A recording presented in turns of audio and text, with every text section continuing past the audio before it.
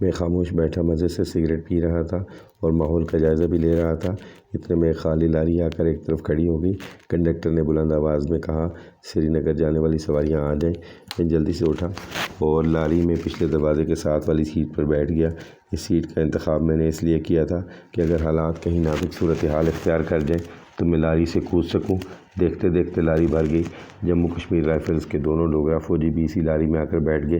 تھوڑی دیر بعد لاری اپنی منزل کی طرف روانہ ہو گئی۔ جموں شہر سے باہر نکلے تو سپیدہ صبح چاروں طرف پھیل چکا تھا۔ راستے میں ایک بہت بڑے محل کی عمارت آئی۔ بعد میں مجھے معلوم ہوا کہ یہ جموں کے سابق راجا کا محل تھا۔ ایک جانب پہاڑی ڈھلان پر مکانات بنے ہوئے تھے جہاں ایک مندر کا کلش چمک رہا تھا۔ لاری جموں سری نگر روڈ پر دوڑتی چلی جا رہی تھی۔ لاری مسافروں سے بھر چکی تھی، اس لیے راستے میں کوئی سواری ہاتھ دیتی تو ڈرائیور گاڑی نہیں روکتا تھا۔ راستے میں سڑک کے کنارے جموں کی دیہاتی عورتیں سروں پر ٹوکرے یا خشک لکڑیوں کے گٹھے یا دودھ کے برتن رکھے شہر کی طرف جاتی نظر آئیں۔ ان عورتوں کا لباس ہندو عورتوں والا تھا۔ دور اوپر اونچی پہاڑی پر کسی مندر کا کلش طلوع ہوتے ہوئے سورج کی سنہری کرنوں میں چمکتا نظر آیا تو لاری میں بیٹھے ہوئے ہندوؤں نے بلند آواز میں نعرہ لگایا، جے شیراں والی ماتا کی جے۔ مجھے معلوم ہوا کہ یہ جموں کا مشہور مندر شیراں والی ماتا کا مندر تھا۔ اب ہم جس علاقے سے گزر رہے تھے وہ پہاڑی علاقہ تھا۔ کہیں چڑھائی آ جاتی، کہیں ڈھلان شروع ہو جاتی۔ پہاڑیوں پر جنگلی جھاڑیاں اور کافی درخت اگے ہوئے تھے۔ دھوپ نکل آئی تھی۔ کبھی کبھی ان پہاڑیوں کی طرف سے گرم ہوا کا جھونکا اور کبھی سرد ہوا کا جھونکا آ جاتا تھا۔ آگے ایک پہاڑی قصبہ آیا جس کے آگے پہاڑی سرنگ میں لاری داخل ہو گئی۔ سرنگ کی دوسری جانب خشک اور چٹانوں جیسی پہاڑیوں کا سلسلہ شروع ہو گیا۔ سڑک اب اونچائی پر آ گئی تھی۔ نیچے دور دریائے طوی سانپ کی طرح بل کھاتا نظر آ رہا تھا۔ لاری چٹانوں کے درمیان بنی ہوئی سڑک پر جا رہی تھی۔ یہ سلسلہ ختم ہوا تو پہاڑی جنگل کی طرف سڑک پر چلتی گئی اور پھر اودھم پور آ گیا۔ یہ آرمی ہیڈ کوارٹر ہے اور جموں کشمیر کا سب سے بڑا ہوائی اڈہ، فوجی چھاؤنی یہیں پر ہے۔ دونوں ڈوگرا فوجی یہاں اتر گئے۔ اودھم پور کے آگے پھر بانانی علاقہ آ گیا۔ یہاں جگہ جگہ کیکر کے درختوں کے جھنڈ نظر آ رہے تھے۔ میں ان درختوں کو دور سے ہی پہچان سکتا تھا۔ اس کے آگے صنوبر اور دیودار کے درختوں کے جھنڈ گزرنے لگے۔ سڑک کے کنارے کنارے دونوں جانب کہیں کہیں مکئی کے کھیت نظر آ جاتے تھے۔ یہاں پہلی بار ہوا میں پہاڑوں والی ٹھنڈک محسوس ہوئی۔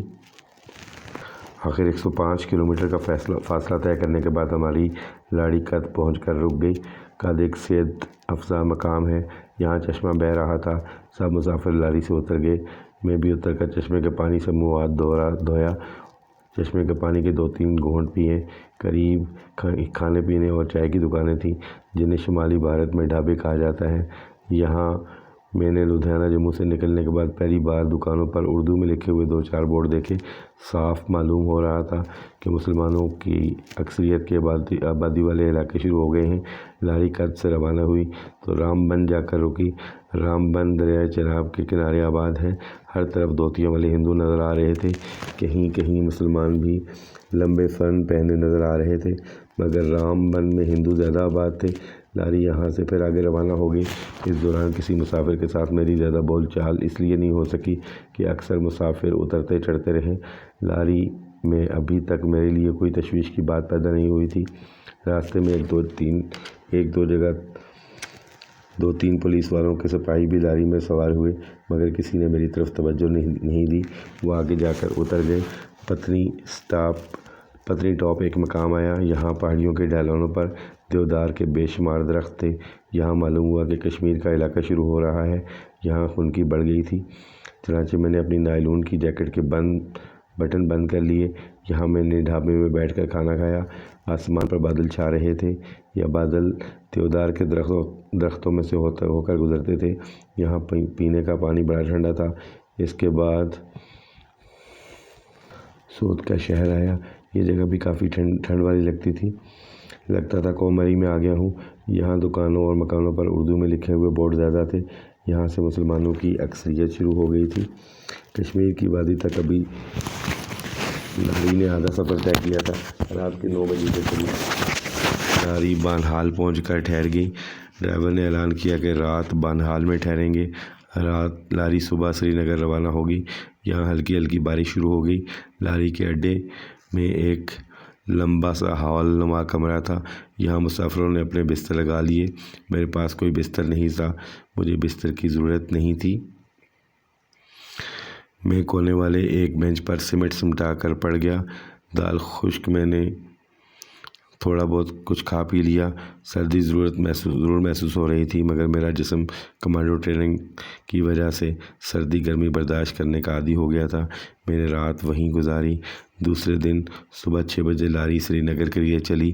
بانہال کی بڑی لمبی سرنگ بھی آ کر گزر گئی۔ پھر قاضی کنڈ کا قصبہ آیا۔ یہاں کشمیر کا کلچر خاص طور پر نظر آنے لگا۔ جگہ جگہ مسجدیں تھیں۔ کشمیری خواتین سر پر دوپٹے باندھے پھرن پہنے بازار میں آ جا رہی تھیں۔ کشمیری جوان اور بوڑھے لمبے لمبے فرغل پہنے ہوئے تھے۔ پامپور کے آس پاس زعفران کے درخت بھی دیکھے۔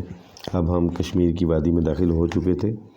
سری نگر کوئی 50-60 میل دور رہ گیا تھا کہ ایک جگہ سڑک پر ڈوگرا فوجی کھڑے دکھائی دیے۔ انہوں نے لاری رکوا دی۔ میں ہوشیار بیٹھ گیا اور فوجی لاری کے پاس آئے۔ انہوں نے سارے مسافروں کو بڑے غور سے دیکھا، پھر لاری کو چیک کیا۔ لاری کے اوپر چھت پر چڑھ کر سامان کو الٹ پلٹ کر دیکھا اور لاری کو آگے جانے کی اجازت دے دی۔ گھنٹے 1.5 کے سفر کے بعد ڈوگرا چھاؤنی کے گیٹ کے آگے لاری رک گئی۔ یہاں بھی ڈوگرا فوج کے سپاہیوں نے، جن میں ایک سکھ بھی تھا، لاری کی چیکنگ کی۔ جب ان کی تسلی ہو گئی تو انہوں نے لاری کو آگے جانے کی اجازت دے دی۔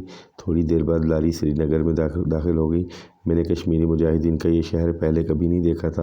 اخباروں میں اس شہر کے بازاروں، مسجدوں اور نشاط باغ کی تصویریں ہی دیکھی تھیں۔ موسم یہاں سردیوں کا تھا۔ ہوا ٹھنڈی تھی، آسمان پر بادل نہیں تھے، سرد ہوا چل رہی تھی۔ لاری اڈے میں جا کر کھڑی ہو گئی۔ میں اڈے سے نکل کر سیدھا دریائے جہلم کی طرف چل پڑا۔ میں نے راستے میں دیکھ لیا ہماری لاری ایک پل پر سے گزری تھی۔ میں نے کسی سے نہ پوچھا اور خود ہی اندازے سے دریا کے ایک پل پر پہنچ کر اسے پار کیا۔ دوسری جانب بازار تھے۔ بازاروں میں پولیس اور ڈوگرا فوج کے سپاہی پھر رہے تھے۔ کشمیری جوانوں کے چہروں کے ناقابل شکست عزم کی چمک تھی۔ یہاں سارا ماحول اسلامی تھا۔ مسجدیں جگہ جگہ تھیں، خانقاہیں تھیں، دکانوں پر کہیں کوئی ہندی کا بورڈ نظر آ جاتا تھا۔ سب بورڈ اردو اور انگریزی زبانوں میں لکھے ہوئے تھے۔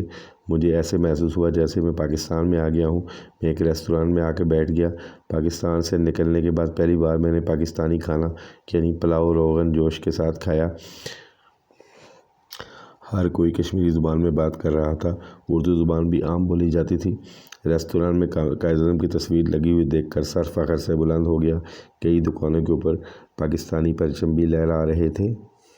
یہاں سے مجھے اپنے کشمیری مجاہد کمانڈو کی تلاش میں شمال کی جانب جو پہاڑیاں تھیں اسی طرف جانا تھا۔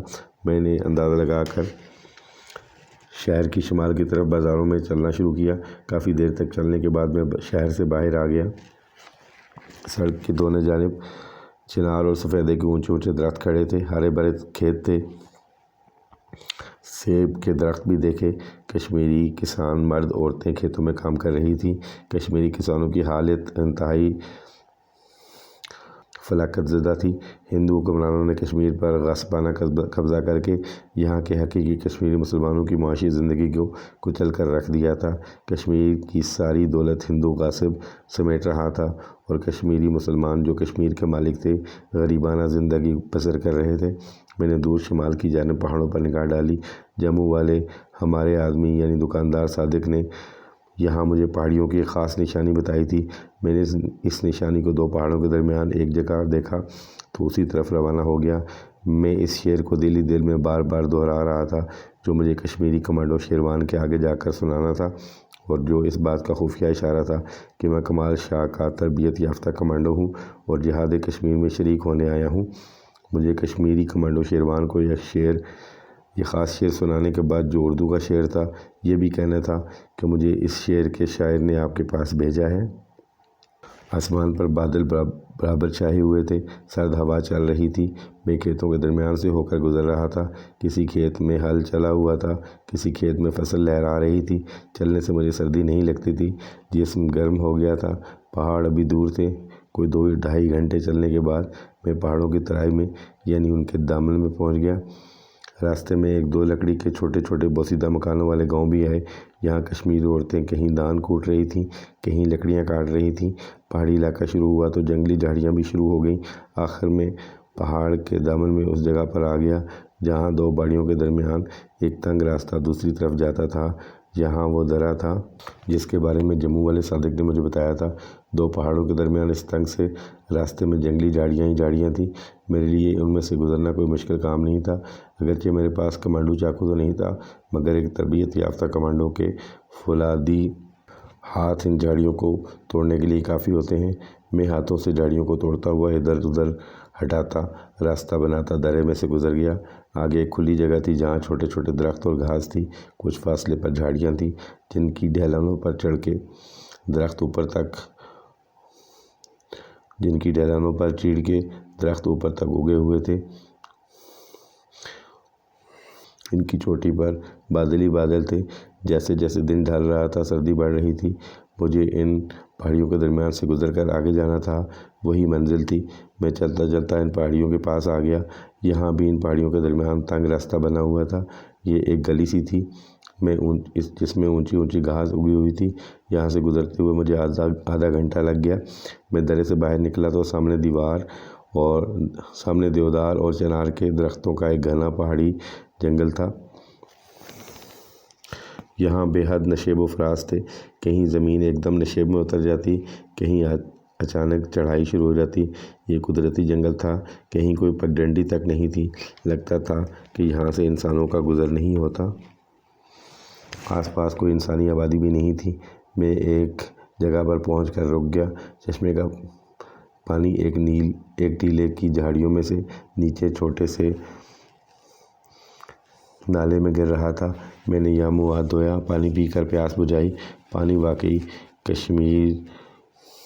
کشمیری چشموں کا آب حیات تھا۔ اتنی دیر میں سورج مغربی پہاڑیوں کے پیچھے چھپ گیا، جس کی وجہ سے میری طرف والی ڈھلانوں پر ایک دم گہری چھاؤں اور اندھیرا سا چھانے لگا۔ مجھے خیال آیا کہ اندھیرا ہونے سے پہلے مجھے کشمیری مجاہد شیروان کے ٹھکانے تک پہنچ جانا چاہیے۔ جموں والے صادق نے مجھے یہاں جو نشانی بتائی تھی وہ مجھے رات کے اندھیرے میں نظر نہیں آ سکتی تھی۔ یہ ایک خاص نشانی تھی۔ میں اٹھ کر ایک طرف کو چل پڑا۔ چند قدم چلنے کے بعد پہاڑی شگاف نظر آئے۔ یہاں ایک جانب کھڑے ہو کر میں نے صادق بھائی کی ہدایت کے مطابق بالکل سیدھ میں دیکھا۔ ایک جگہ میں نے 2 درختوں کی خاص نشانی دیکھ لی۔ یہ درخت انگریزی کا ایک خاص لفظ بنائے ہوئے ایک جانب جھکے ہوئے تھے۔ مجھے ان درختوں کے پاس پہنچنا تھا۔ میں آگے چل پڑا۔ جب ان درختوں کے قریب پہنچا تو اچانک میری دونوں جانب سے 3 آدمی نکل کر میرے سامنے آ گئے۔ انہوں نے سیاہ رومال منہ اور سر پر اس طرح باندھ رکھے تھے کہ مجھے صرف ان کی چمکتی ہوئی آنکھیں ہی نظر آ رہی تھیں۔ ان میں سے ہر ایک کے ہاتھ میں اسٹین گن تھی۔ وہ نیم کمانڈو کے لباس میں تھے۔ 2 جوانوں نے مجھے بازوؤں سے پکڑ لیا۔ تیسرے نے اردو زبان میں مجھ سے پوچھا، کون ہو تم؟ یہاں کیسے آ گئے ہو؟ اس سے پہلے کہ میں انہیں کوئی جواب دوں، انہوں نے میرے ہاتھ پیچھے باندھ کر مجھے سر سے دباتے ہوئے نیچے بٹھا دیا اور کشمیری زبان میں ایک دوسرے سے کوئی بات کی۔ ان میں سے ایک نے اسٹین گن کا رخ میری طرف کر دیا۔ میں نے کہا، بھائی میں مسلمان ہوں، مجھے اپنے لیڈر کے پاس لے چلو، مجھے کمال شاہ صاحب نے ہی بھیجا ہے۔ تو ناظرین، اس کے ساتھ ہی یہ قسط اپنے اختتام کو پہنچی۔ آنے والی اقساط کو دیکھنے کے لیے میرے چینل کو سبسکرائب کر لیجئے اور اپنے ویلیوبل کمنٹس ضرور دیجئے کہ آپ کو یہ کہانی کیسی لگ رہی ہے۔ اجازت دیجیے گا۔ اللہ نگہبان۔